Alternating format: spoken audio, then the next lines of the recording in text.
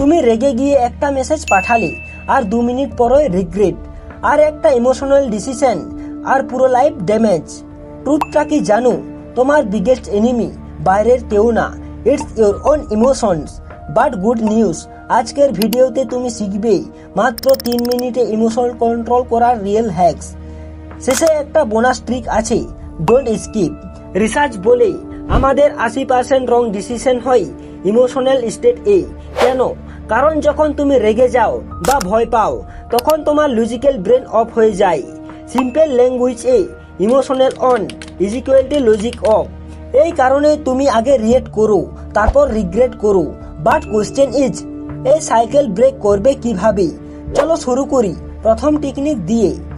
Step 1, stop technique. যখনই মনে হবে তুমি কন্ট্রোল হারাচ্ছ, use this formula.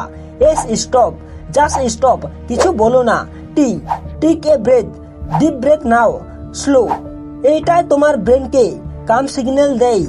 O of breadth, নিজেকে নোটিস করো। Heart fast, hand shaking.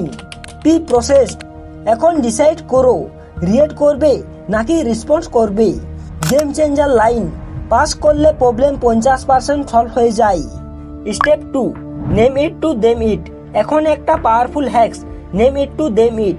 মানে তুমি যা ফিল করছো সেটার নাম দাও। বলো, আমি এখন অ্যাংরি, আমি এখন ইনসিকিউর ফিল করছি। ওয়ার লাগছে, বাট সায়েন্স বলে এতে তোমার ব্রেন কাম হয়ে যায় instantly.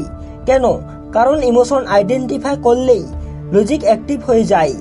Step 3, 10-10-10 rule. Next level trick. যখন ইমোশনাল হয়ে পড়ো নিজেকে 3টা কোশ্চেন করো। 10 মিনিট পর এটা ম্যাটার করবে, 10 মাস পরে, 10 বছর পরে। অনেস্ট অ্যান্সার 90% কেসে নো। তাহলে তুমি এখন কেন ওভার রিয়েক্ট করছো? এই ট্রিক তোমাকে ইনস্ট্যান্টলি কাম করে দেয়। রিমেম্বার, শুরুতে বোনাস বলেছিলাম। Here it is, distance yourself. Situation থেকে একটু ঘুরে দাঁড়াও, ওয়াক করো, পানি খাও, 10 ডিপ ব্রেথ নাও। ইমোশন অটোমেটিক স্লো হয়ে যায়। শেষে একটা কথা মনে রেখো, ইমোশন টেম্পোরারি বা ডিসিশন পার্মানেন্ট। আজ তুমি ইমোশন কন্ট্রোল না করলে কাল ইমোশন তোমার লাইফ কন্ট্রোল করবে। কমেন্ট করে বলো তুমি বেশি কোন ইমোশন ফেস করো, অ্যাঙ্গার না ফেয়ার।